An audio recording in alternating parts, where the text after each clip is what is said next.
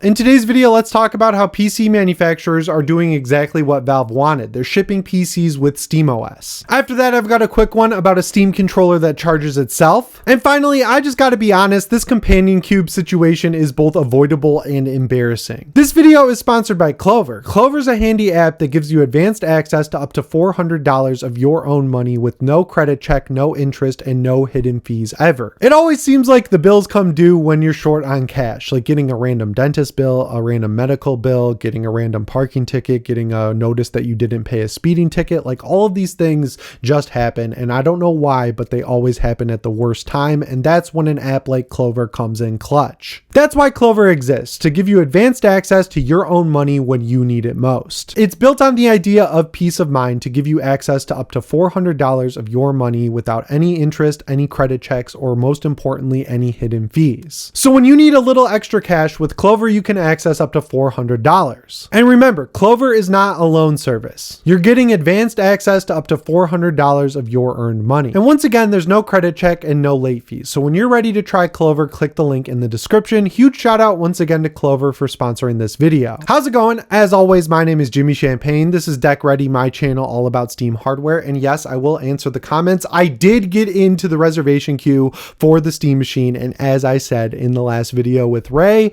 I got in the reservation queue for the 2TB with controller. So yes, I will be buying a $1,500 Steam machine as soon as it becomes available because, you know, I just really want it. I'm excited for it. I don't need to justify that, so I don't know why I'm talking as if I am. I just got to give a huge shout out to you guys. I have never gotten more emails, DMs, Instagram DMs from people saying they'd let me borrow their Steam machines if they get theirs before mine. It's all good. I've got enough YouTube friends where if they got one as a review unit or like were able to get one before me, I can just borrow it for a weekend, get some thoughts in, get a video out, but it looks like I will be just fine. Of course, the reservations are being emailed out to purchase between now and the end of the year, but it seems like they made the least of the 2TB versions with or without controller, and the vast majority were the 512s. Some good foresight from Valve that we have not seen, I mean, at all during the Steam hardware sort of saga, right? Like going all the way back to the Steam Deck. They've consistently kind of dropped the ball, if we're being real, on how they sell these things, because even now, scalpers are flipping the Steam machine for $3,000 on eBay. And every time these news stories come up, I sit there and I say, well, that doesn't mean they're selling. Like they can list them for whatever they want. They are selling. People are buying Steam machine pre-orders that ship between now and the end of the year for $3,000. And look, I'm not going to pocket watch, but that's a really dumb way to spend money, but it's your money. You can spend it as stupidly or smartly as you want. I would never pay $3,000 for this PC. Like, I get that I'm a bigger fan than most, but like there's a level of just stupidity at that price where they're kind of getting what they deserve, right? Like you would be really feeling buyer's remorse if you paid $3,000 for the performance level you're getting out of this thing. Like, let's just be real here. So the idiots are going to be idiots. It is what it is. What can you do? But the vast majority of smart people who watch this channel are not subscribed. So if you're one of those people, subscribe, set your notifications to all, follow me on Instagram. I fixed the link. It's in the description. I just did a video on Left 4 Dead 2 that absolutely blew up. So if you want to check that out, follow me on Instagram. But with the intro out of the way, let's get into the first news story here and talk about how Valve actually won. I know people love commenting when I use that in my title or thumbnail. This time they actually won because we have our first third-party Steam machine with Steam in the name that uses slightly better parts than what we're getting in the actual Steam machine. And the real win here is that it's shipping with SteamOS. So this one's coming from Meta PCs. It's called the Steam Roller. It's not necessarily as small as what you're getting with the Steam machine because there was a lot of custom work that Valve did, and Meta PCs is pre-building a PC, so it's micro ITX, and it's basically like the true desktop version of the Steam machine. It's using an RX 7600, Ryzen 5 9600X, 16 gigs of RAM, 1TB SSD, 650 watt PSU. So it's not like gonna run laps around even the PS5 Pro. It's not gonna be the most amazing PC out there, but the cool thing is, it's available for pre-order now, and it costs $1,300. So like if you've already got a Steam controller, you're on the wait list, and you don't mind the fact that it's a little bit bigger and it doesn't come with HDMI CEC, I mean, this could be a decent option. But the larger point that I want to get at with this story is that a lot of people on Twitter who apparently hate Valve now because of something that, let's be honest, is straight up not their fault, are saying like, look, everyone's beating Valve. And it's like, do you not understand that this is what Valve wanted from the very beginning? Like when they announced the Steam Deck and SteamOS side by side, they were like, yes, we are using the Steam Deck as a reference device for other hardware manufacturers, but the real thing we're working on getting out there is SteamOS. It's a Linux distro that's going to be easy to install when we release it, and you'll be able to put it hopefully on any PC you want. Here we are over 4 years later. SteamOS 3.8 is the official release of SteamOS. I put it on a laptop. I put it on my ROG Xbox Ally X. I put it on my PC upstairs. It's working phenomenally, and what they wanted came true. Not only did they partner up with Lenovo to make the Legion Go S and Legion Go 2, which still hasn't come out. I'm not even sure if it will at the prices they're charging, but they shipped them with SteamOS, and now they've got custom PC manufacturers selling pre-built PCs with SteamOS. And this is gotta be just the beginning, right? Like SteamOS is done. I've put thousands of hours into it, and I'm positive that it's a better experience than Windows, to the point where, you know, these OEMs like maybe Asus or Lenovo or even Alienware will generally start looking at it and start saying, wow, Valve did a good thing here. They're not charging a licensing fee. So not only can we ship PCs with this operating system included, we can actually sell them for less because we don't have to pay Microsoft for the Windows license that is required if you build a Windows PC. And the next part of this that needs to be figured out, which thankfully is being figured out, is NVIDIA support. Because as much as I love that 9070 XT, one of, if not the greatest GPUs I've ever owned, absolutely rips through 1440p, even some 4K gaming at 60 FPS, just looks absolutely phenomenal. I mean, there's a general stigma against buying AMD GPUs. Like if you look at the Steam hardware survey, it's not even close to the amount of people who use NVIDIA GPUs. So like, I know that people love AMD. If you're an AMD fan, you're an AMD diehard, but just being realistic, if this OS is going to be viable as a true competitor to Windows and start shipping from other companies like Alienware, Asus, and beyond, they need to get NVIDIA support figured out sooner rather than later. I don't want to be a wet blanket, but like, you know, there's a lot of people jumping on a trend right now who are coming from the console space and don't understand anything about building a PC. Quick callback to the people recommending a $30 PSU. That's what we're dealing with here. They're acting like this is going to come out like bam, Valve's going to like work with NVIDIA, figure it out in 2 days.